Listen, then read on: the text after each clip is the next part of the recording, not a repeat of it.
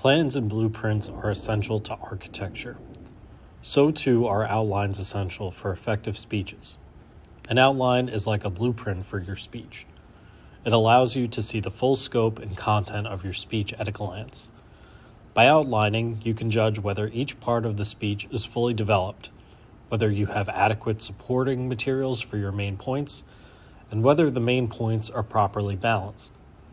An outline helps you make sure that related items are together, that ideas flow from one to another, that the structure of your speech will stand up and not collapse.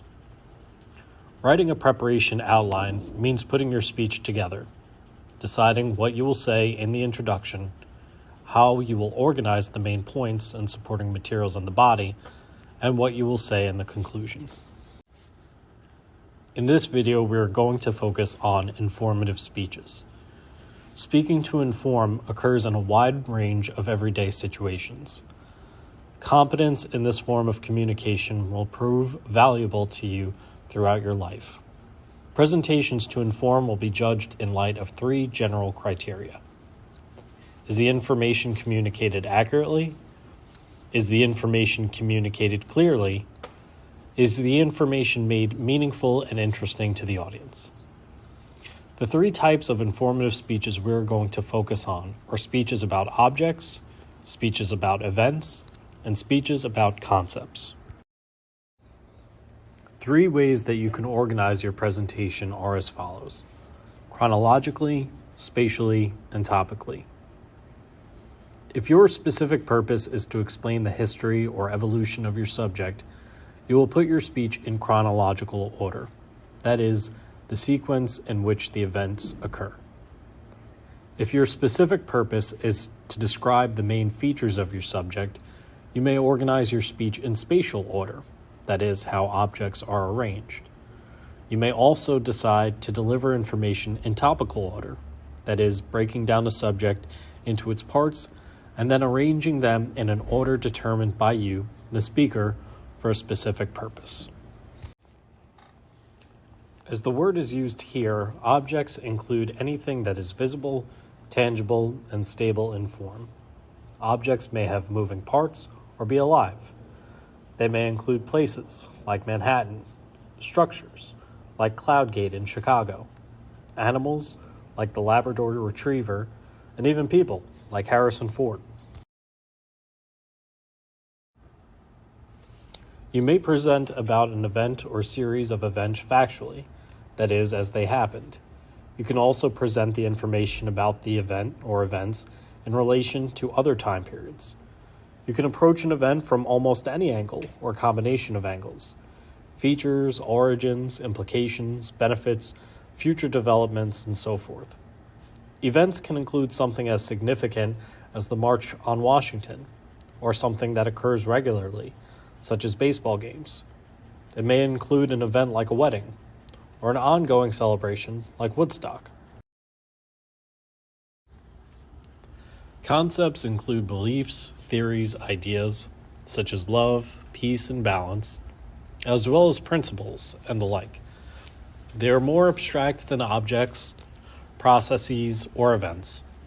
When presenting about a concept, pay special attention to avoiding technical language, to defining terms clearly, and to using examples and comparisons to illustrate the concepts.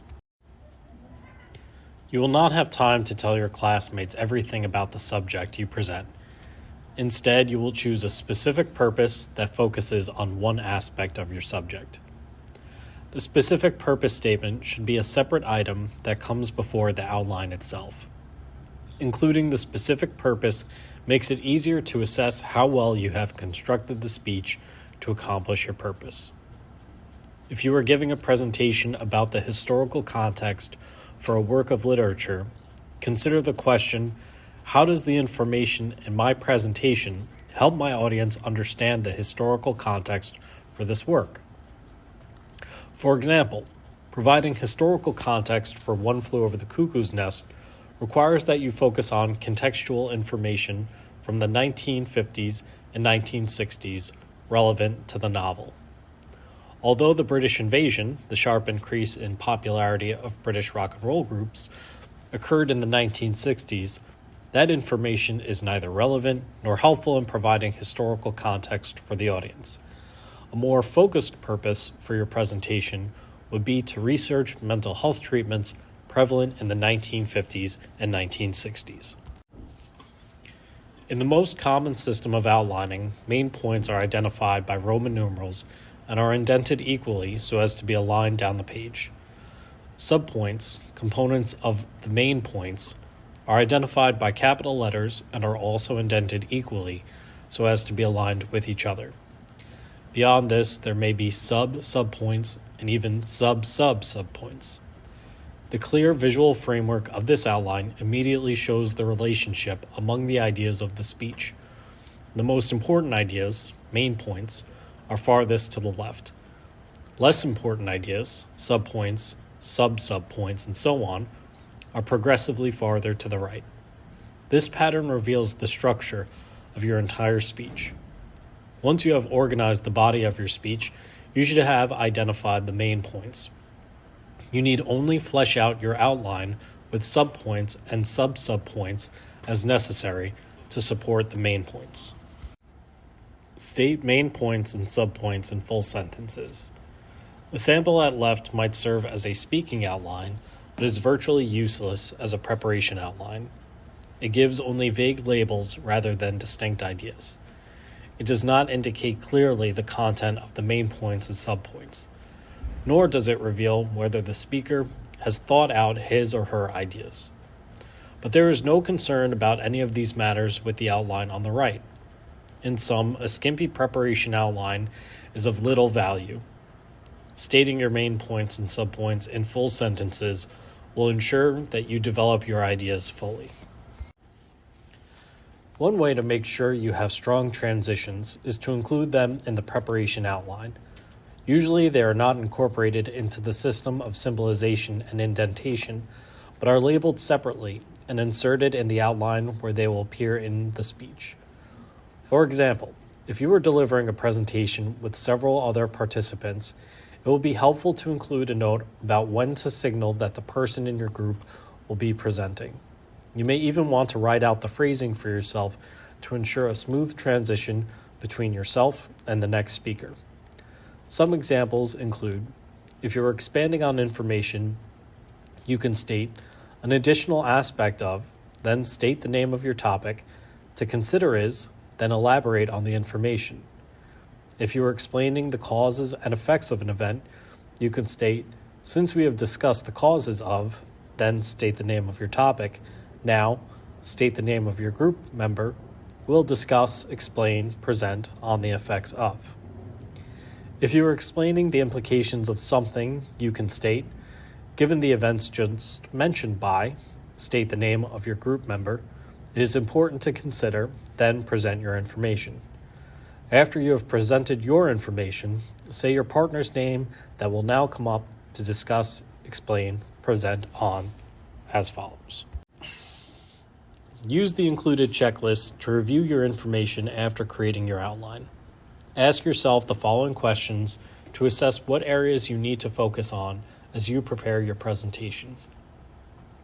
Does my presentation have a title? Do I state the specific purpose before the text of the outline itself? Do I state the central idea before the text of the outline itself? Are the introduction, body, and conclusion clearly labeled? Are the main points and subpoints written in full sentences?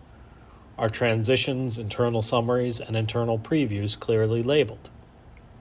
Does the outline follow a consistent pattern of symbolization and indentation? Does the outline provide a clear visual framework that shows the relationships among the ideas of my speech? Does the bibliography correctly cite the source I consulted in preparing the outline? Hopefully this was helpful and informative. If you have any questions or suggestions, please share them in the comments section below. And for information about citing sources in a presentation, including creating footnotes and making MLA citations, check out my video on citing sources in Google Slides. Thank you and happy writing.